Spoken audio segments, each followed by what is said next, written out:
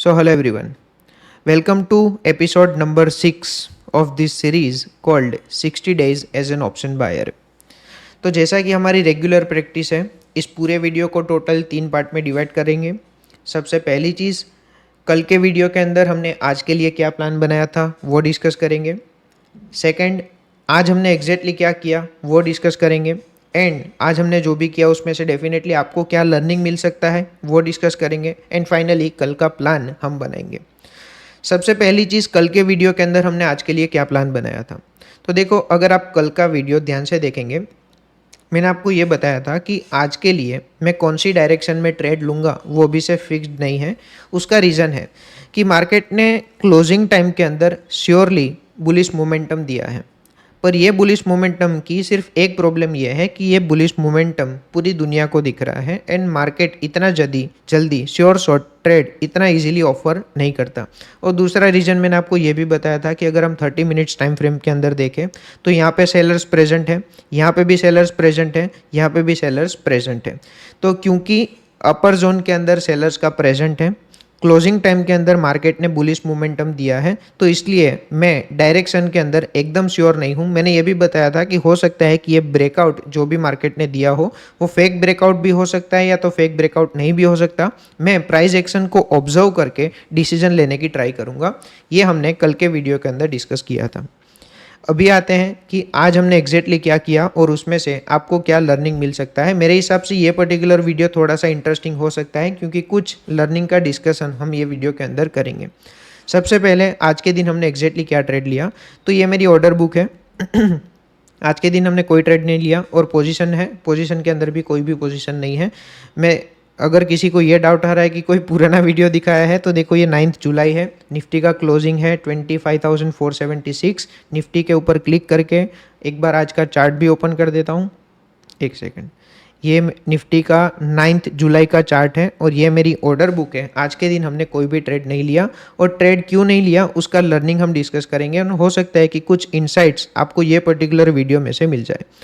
देखो, हमने कल क्लियरली डिस्कस किया था कि यहाँ पे बायर्स प्रेजेंट है, पर ये बायर्स जो भी प्रेजेंट है वो पूरी दुनिया को दिख रहे हैं और ऊपर की साइड सेलर्स प्रेजेंट है। देखो, आप पिछले दिन को आज के दिन के साथ कंपेयर करेंगे तो प्रीवियस कुछ दिन के अंदर मैंने रिस्की ट्रेड्स भी प्लान किए हैं। आज मैंने रिस्की ट्रेड प्लान क्यों नहीं किया, तो पिछले दिन और आज के दिन के अंदर डिफरेंस ये है कि पिछले दिन के अंदर एटलीस्ट मैंने डायरेक्शन फाइनल कर ली थी कि मुझे कौन सी डायरेक्शन में ट्रेड लेना है। आज के दिन मेरी डायरेक्शन के अंदर कोई भी क्लैरिटी नहीं थी क्योंकि मैंने कल के वीडियो के अंदर ही आपको बताया था कि यहाँ पे बायर्स और सेलर्स दोनों प्रेजेंट हैं। बायर्स का स्ट्रॉन्ग मोमेंटम है, पर ये मोमेंटम पूरी दुनिया को दिख रहा है। मार्केट इतना इजीली ऑब्वियस ट्रेड ऑफर नहीं करेगा। मार्केट आज गैप डाउन ओपन हुआ। आज के दिन एग्जैक्टली क्या हुआ वो भी एकदम जानने लायक है, ध्यान से देखते हैं। मार्केट थोड़ा सा फ्लैट ओपन हुआ। फ्लैट ओपन होने के साथ मार्केट ने सेलिंग मोमेंटम किया। अगर यहाँ पे जो डब्ल्यू पैटर्न है, यहाँ कहीं पे भी अगर किसी ने ट्रेड लिया होता तो हो सकता है कि ये पर्टिकुलर ट्रेड में से 1:3 का मोमेंटम कैप्चर हो जाता। बट कंडीशन एक ही है कि यहाँ पे ट्रेड लिया और ये 1:3 का मोमेंटम कैप्चर कर लिया और डे को वहीं पे एंड कर लिया। ये तीनों कंडीशन अगर सेटिस्फाई हो रही है तो आज के दिन प्रॉफिट होने के चांसेस थे। अदरवाइज मार्केट का बिहेवियर एक बार ऑब्जर्व करने की ट्राई करते हैं। मार्केट ने सेलिंग मोमेंटम क्रिएट किया, फिर मार्केट ने बाइंग मोमेंटम क्रिएट किया। यहाँ पे मार्केट ने सेलर्स को इनवाइट किया। जैसे ही सेलर्स यहाँ पे अगर इन केस एंटर हुए होते तो मार्केट ने सेलर्स को एग्जिट करवा दिया और यहाँ पे मार्केट ने ब्रेकआउट दिया। अगर ये ब्रेकआउट के अंदर किसी बायर्स ने एंट्री की होती और यहाँ कहीं पे भी स्टॉप लॉस लगाया होता, डेफिनेटली मार्केट ने वो पर्टिकुलर स्टॉप लॉस को हिट कर दिया एंड स्टॉप लॉस हिट करने के बाद वापस मार्केट ने बाइंग मोमेंटम क्रिएट किया। ये बाइंग मोमेंटम के अंदर हो सकता है कि कोई कॉल बायर्स की ये सोच हो कि मार्केट सिर्फ मेरा स्टॉप लॉस लेने आया था और मार्केट स्टॉप लॉस हिट करके वापस ऊपर जा रहा है, और वापस हो सकता है कि किसी ने ये बाइंग मोमेंटम के अंदर एंट्री ली हो तो मार्केट ने वापस से स्टॉप लॉस हिट कर दिया। सेम साइकोलॉजी के ऊपर मार्केट ने वापस प्ले किया और वापस बाइंग मोमेंटम क्रिएट किया एंड अल्टीमेटली क्लोजिंग देते देते मार्केट ने पैनिक सेलिंग मोमेंटम का क्रिएशन किया।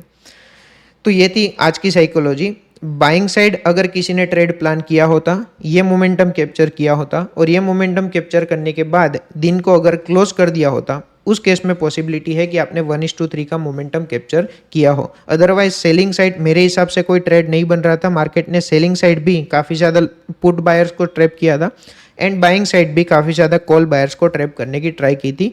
ये था मार्केट का आज का मोमेंटम। मैंने ट्रेड क्यों नहीं लिया?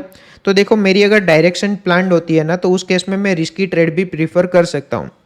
मान लो अगर मैंने सेलिंग साइड डायरेक्शन प्लान कर ली तो यहाँ कहीं पे भी मेरा ट्रेड बन सकता था और मेरा स्टॉप लॉस हिट हो जाता। अगर मैंने बाइंग मोमेंटम प्लान कर लिया होता, यानी कि बाइंग डायरेक्शन प्लान कर ली होती, तो यहाँ कहीं पे भी हो सकता है कि मेरा ट्रेड एक्टिव हो जाता। ये डब्ल्यू पैटर्न के अंदर मेरा ट्रेड एक्टिव हो जाता। मेरे हिसाब से मेरी डब्ल्यू पैटर्न यहाँ पे कंफर्म हुई थी, फिर मुझे स्मॉल स्टॉप लॉस नहीं मिला था। तो मेरे हिसाब से अगर मैंने बाइंग साइड का मोमेंटम प्लान किया होता तो मेरे हिसाब से 1:3 कैप्चर करना आज मेरे लिए डिफिकल्ट था, क्योंकि मेरे लिए डब्ल्यू पैटर्न कंफर्म होती ये पर्टिकुलर कैंडल के क्लोजिंग के बाद। उसके बाद मैं वेट करता कोई रिट्रेसमेंट कैंडल का। वो रिट्रेसमेंट कैंडल का वेट क्यों करता है? ताकि मुझे डिजायर्ड स्मॉल स्टॉप लॉस मिल सके, ताकि मैं 1:3 का मोमेंटम कैप्चर कर सकूं। मान लो 30-40 पॉइंट्स का स्टॉप लॉस बैठ रहा है, तो उस केस में मुझे 120 पॉइंट्स कैप्चर करना डिफिकल्ट होगा। इसलिए मैं ट्राई करता हूं कि कोई रिट्रेसमेंट कैंडल मुझे मिल जाए और वो कैंडल के अंदर मुझे स्मॉल स्टॉप लॉस मिल जाए और वो रिट्रेसमेंट कैंडल के अंदर मैं मेरी एंट्री प्लान करता हूँ। तो आज बाइंग मोमेंटम होता तो मेरा रिजल्ट क्या होता, सेलिंग मोमेंटम होता तो मेरा रिजल्ट क्या होता, वो मैंने डिस्कस किया। आज के दिन मैंने ट्रेड प्लान क्यों नहीं किया है, उसका रीजन भी मैंने डिस्कस किया। आज के दिन टेक्निकल चीज़ें भी हमने कुछ डिस्कस की कि आज का दिन हमारा नो डायरेक्शन डे क्यों था, यानी कि कोई डायरेक्शन हमें क्लैरिटी क्यों नहीं मिल रही थी। अल्टीमेटली मार्केट ने आज के दिन क्या किया। इन शॉर्ट, कल के वीडियो के अंदर आज की डायरेक्शन के बारे में हमने क्या डिस्कस किया था वर्सेस मार्केट ने एक्चुअली क्या किया, वो डिटेल में डिस्कस किया। ट्रेड ना लेने की साइकोलॉजी भी डिस्कस की। अभी ये पर्टिकुलर वीडियो में से क्या लर्निंग लेना है वो प्योरली आपके ऊपर है। ठीक है, तो ये था हमारा आज का दिन। हमने कुछ भी ट्रेड नहीं किया एंड क्योंकि हमने कुछ भी ट्रेड नहीं किया है तो ये 60 डेज ट्रेकर के अंदर हम कुछ भी अपडेट नहीं करेंगे।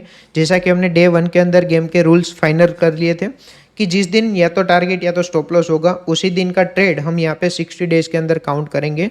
नॉट ट्रेड डेज, ये पर्टिकुलर 60 डेज के अंदर काउंट नहीं किए जाएंगे। मेरे हिसाब से ये पर्टिकुलर जर्नी मेरे लिए तो काफ़ी ज़्यादा एक्साइटिंग हो रही है। अभी मुझे भी ये जानने में काफ़ी ज़्यादा इंटरेस्ट है, जैसे काफ़ी सारे लोग कमेंट्स के अंदर कर रहे हैं कि प्लीज़ ये सीरीज़ को कंटिन्यू करना।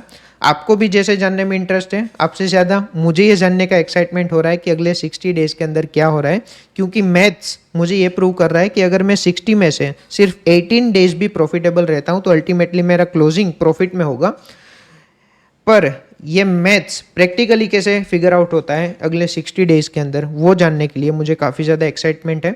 जो भी होगा, एक चीज़ कॉम्प्रोमाइज़ नहीं होगी। डे 1 के अंदर हमने जो भी रूल्स फाइनल किए हैं उसके अंदर कोई भी कॉम्प्रोमाइज़ नहीं होगा। एक बार क्विकली कल के लिए क्या प्लान रह सकता है वो डिस्कस कर लेते हैं।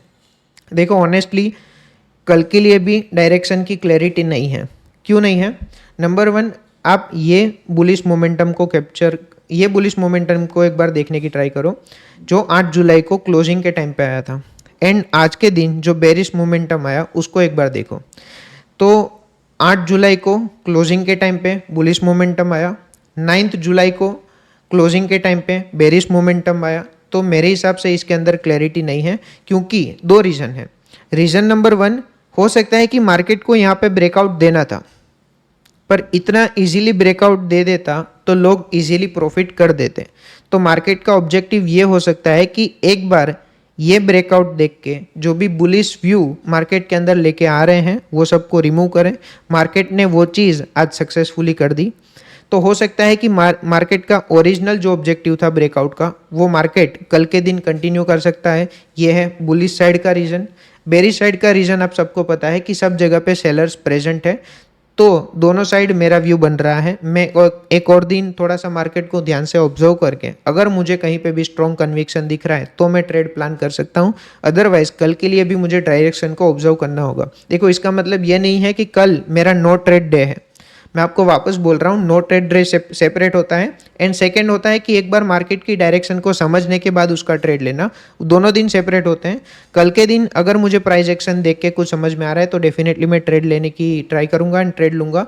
जो भी ट्रेड लूंगा मैं आप सभी को कल के दिन लाइव अपडेट करूंगा एंड कल के वीडियो के अंदर परसों का प्लान करेंगे। तो आई होप ये पर्टिकुलर वीडियो में से आपको कुछ ना कुछ लर्निंग ज़रूर मिला है। तो मिलते हैं कल के वीडियो के अंदर। Thank you so much. See you in the next video.